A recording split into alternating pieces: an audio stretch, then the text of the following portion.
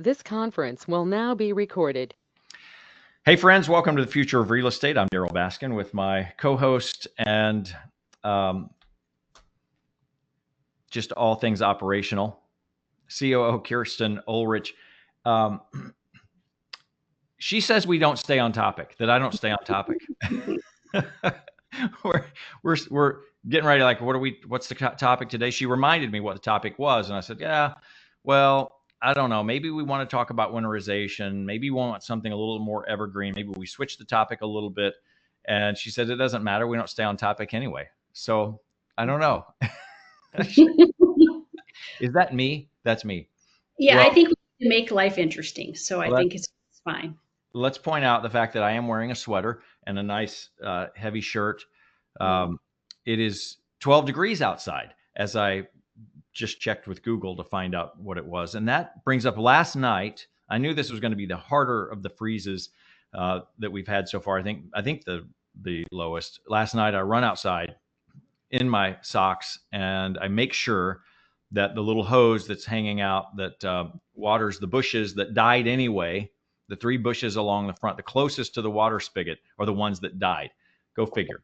Well, the hose was disconnected, so I came back in, resting all comfortably, and then all the other properties that I have start going through my mind.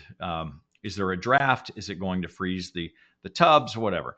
Well, I sealed all that last year, and it really just brings up the point that we take for granted that our plumbing works, and even when it's not dripping or not leaking in the winter, I'm going to explain how this happens. You think it's okay, but it's the springtime that you find a leak. So I just kind of talk that into the ground. I don't even like it. Well, here's the thing, and I think so. I'm going to stop it. We're not winterizing, and this is perfect time. I don't even like it. This conference will now be recorded. Hey, we're doing it right this time. This is the Future of Real Estate, Tulsa source for local real estate news and information. And today we're talking about winterizing.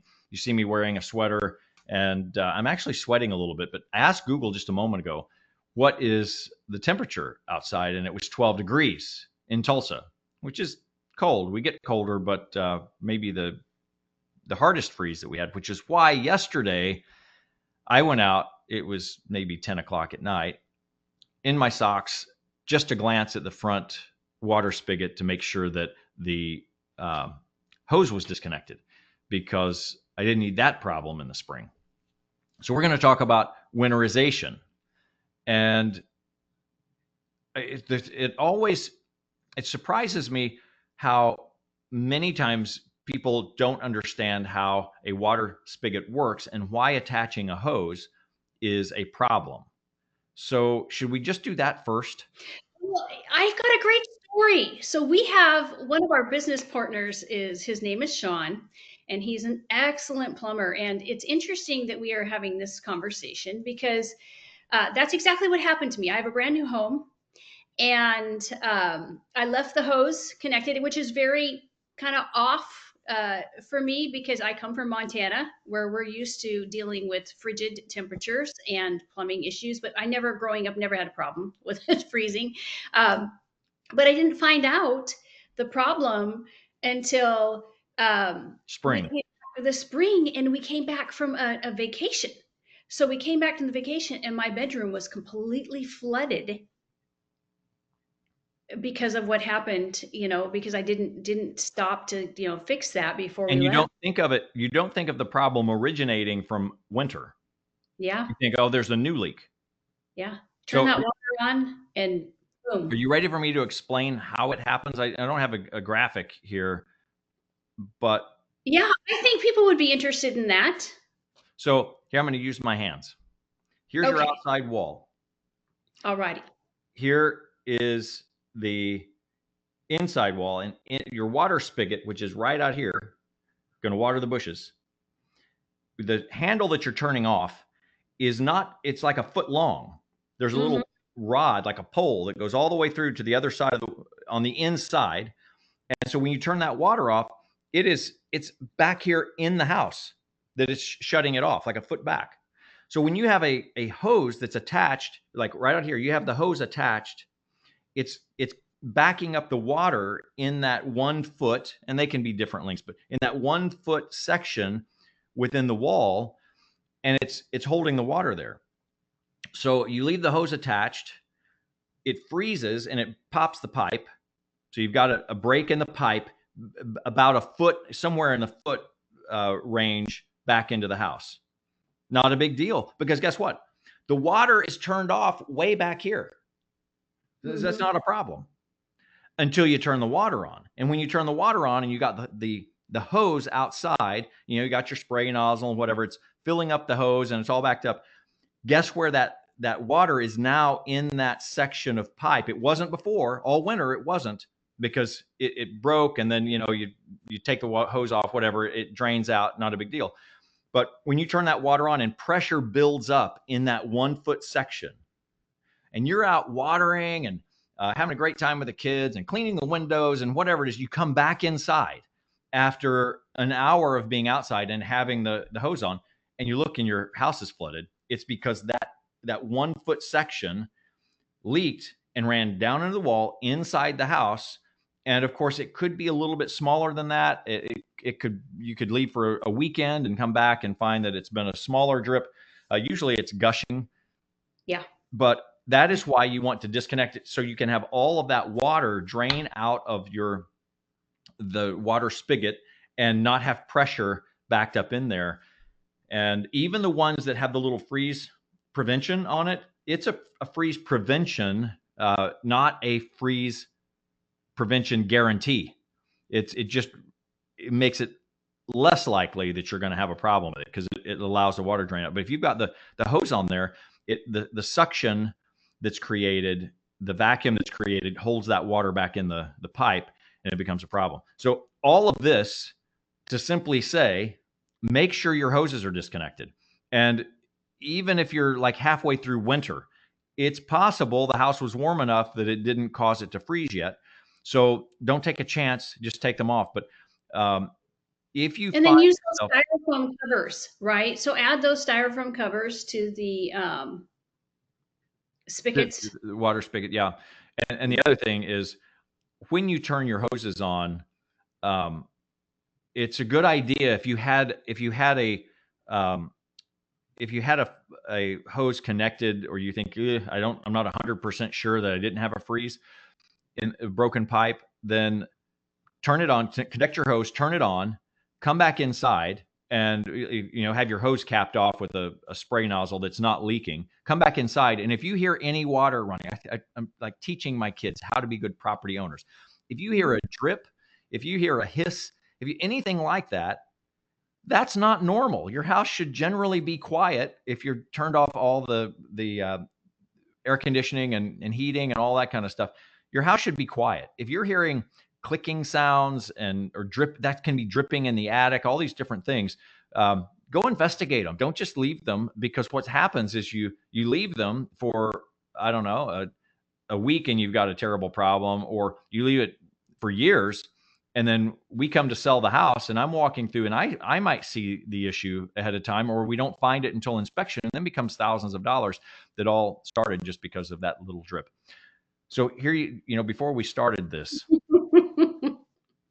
what are you going to say? Are you going to tell on me what I told on me because you called me out on it?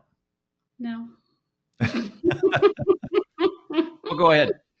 So Kirsten says, before we started this little episode, we were talking about what we were going to discuss, and she's like, winterizing. I said, well, winterizing, it's not evergreen content. It's only good in the winter or the fall. And she says, it doesn't matter because you don't stay on topic anyway. So that's quite true. But everything's connected. Like in my brain, everything's connected. But that's only one form of winterizing. Those are some other stuff. So let's talk about concrete care, right?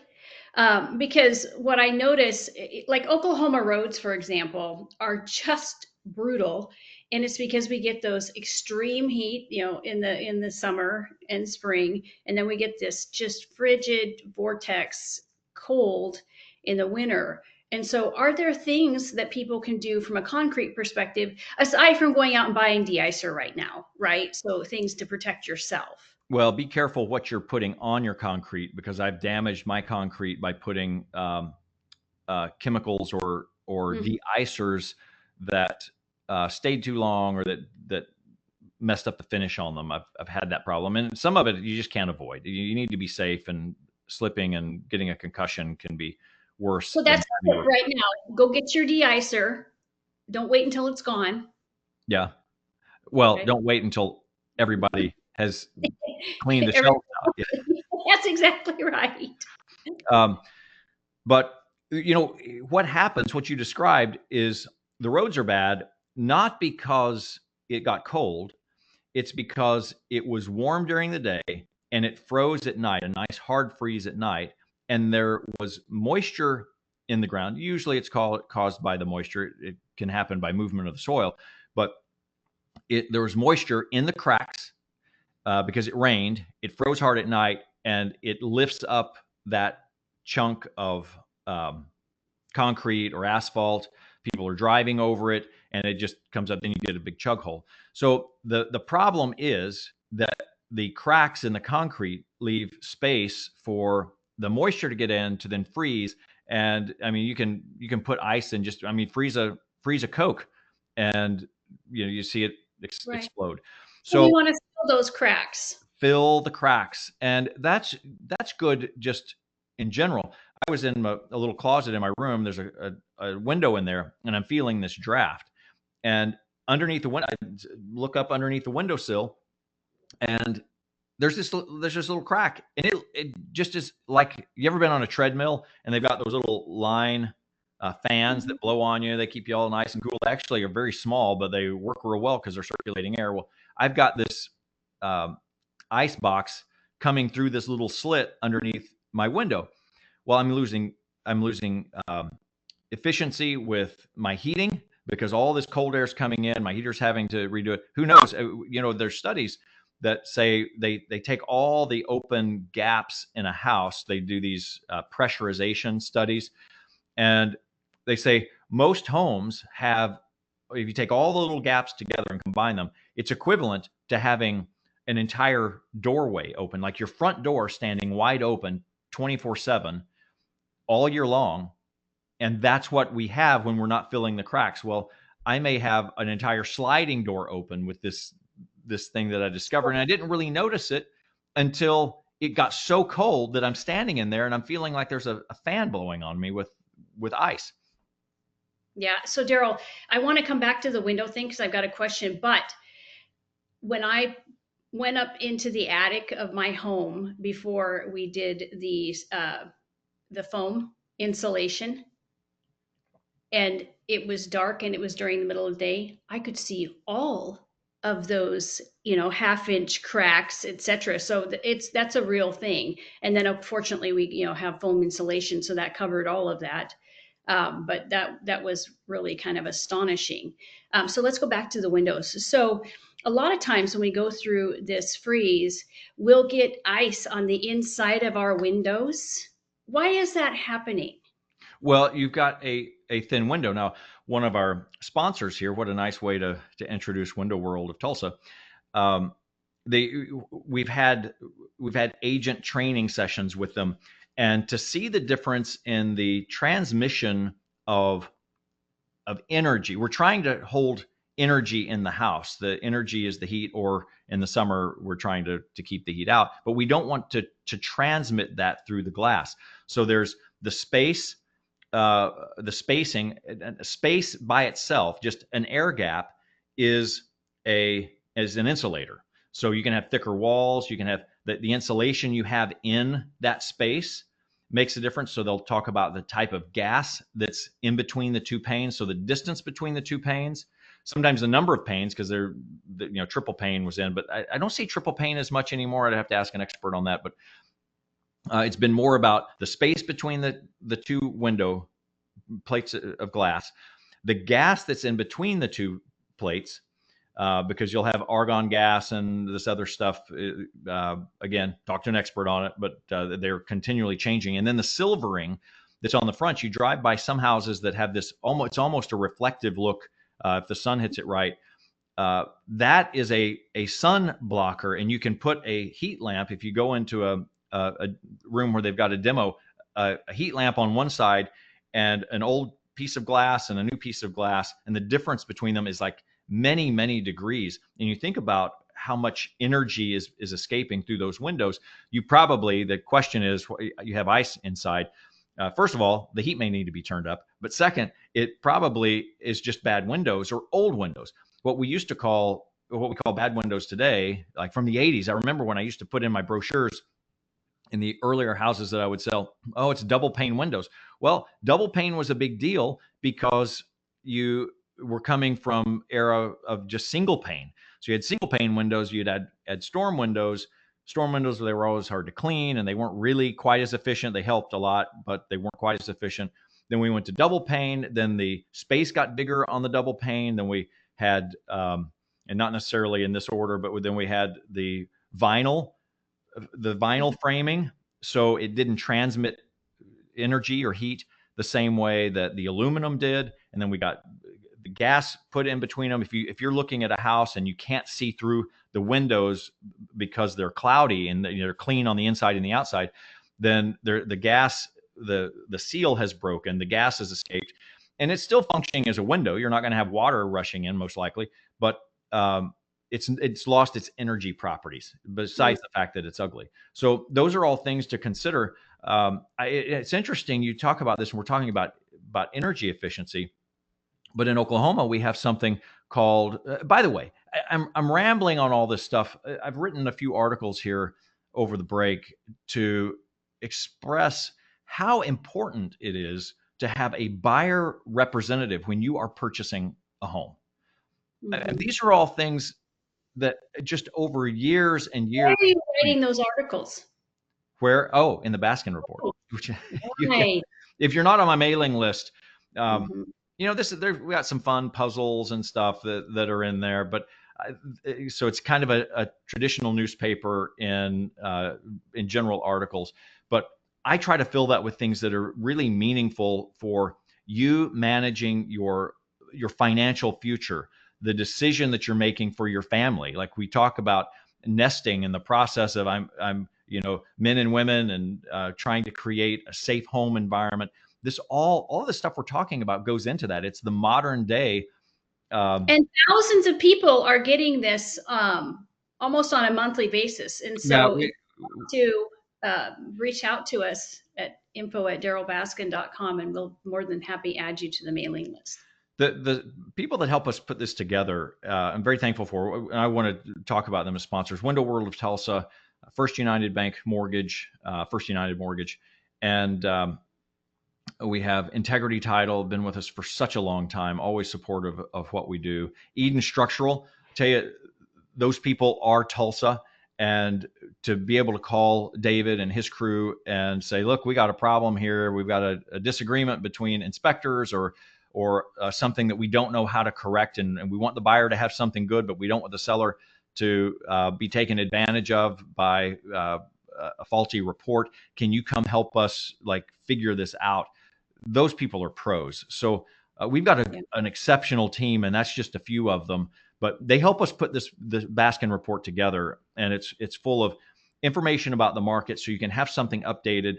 But also, one of my favorite things that I just recently wrote is on negotiation and asking someone, "What did you hear that I did not say?" So I'll just tease that article about effective negotiation and getting a buyer and seller together, and what it means when you have a real estate professional who can help you navigate that, because getting to the closing table is what really matters, and having a 5-star experience in the process is really a difficult challenge, because there's so many moving parts, but it's easy to do when you have the right skills and you have somebody walking you through that. So anyway, have a good buyer representative. All right. So Darryl, I'd like to kind of wind down with 2 more things, and that is gutters and roof. What do we need to make sure with our gutters, going into fall after all the leaves and everything? Does it make sense to go ahead and get those cleaned? Did you drive by my house and you're trying to call me out on this? Well, I'm just thinking waterlogged gutters and it's freezing. That ice is really heavy, which puts a lot of strain on your gutters, which puts strain on your roof. In almost all circumstances, you just want to have water away from the house. You don't want it to be pooling around the house. Um, I have some leaves that have kind of piled up on the edge of the gutters. Well, what happens? That starts to break down. And if you leave it there too long, it starts to break down. You end up, if you go up and clean off that little, the valleys in your roof, you find the sludge that's there. Guess what? That's a place for mosquitoes because it gets wet and holds water in the summer, and it stays wet. It's decaying on your shingles. Your shingles are an asphalt product, so you want to keep that petroleum oil component to it. And the more you let stuff sit on it, and the older it gets, it starts to get brittle. So you just want to keep that stuff cleaned off. And the reason I talk about, I said generally, in almost all cases, you want the water to move away. You don't want water pooling. Now in the summer here, you want to keep the ground around your house wet or moist so that it doesn't dry too much, because in our clay soils, it's the movement. It's when it gets really dry or really wet that it's a problem. You want to keep it as consistent as possible, and that can be good drainage. So if you're walking around your house, you don't have to be a pro to look and see, oh, I've got a puddle, because over the years, I've put a few bushes in, taken a few bushes out, and the soil around the house now has this little pond there. Well, fill it and make it drain away. It's really that simple. And that's just what inspectors. I'm not an inspector. I have been on a lot of inspections and I review a lot of inspections. And guess what? You can almost just predict. You can look at a house and you can predict what's the bulk of what's going to show up there with just a layman's eye. So look for things that just aren't normal. And when you're preparing for winter, just realize it can be really hard on your house. And if you're gonna fix it early, because every month that you don't fix it, it's costing you money in almost all cases, whether it's loss of energy, whether it's damage to the property, loss of your time because you have an emergency now, which is what you described when you had the broken pipe. Now it becomes all these other things, and that's expensive. That's a part of your life. You just don't want to give up taking care of something that could have been as simple as undoing a hose. So lessons lived and learned, and there are enough mistakes that happen that we can deal with those without creating our own emergencies. Yeah, exactly. So, yeah, this is the future of real estate. And we have several things that are available to you. And one is the Baskin report that is back in circulation after taking a hiatus for a little while. The early 2000s have come back in the form of the Baskin report. We're really excited to share that. And I'll follow us on social media. We try to keep things relevant and something that's really going to be worth your time to tune in and watch. Thank you, Kirsten. You bet.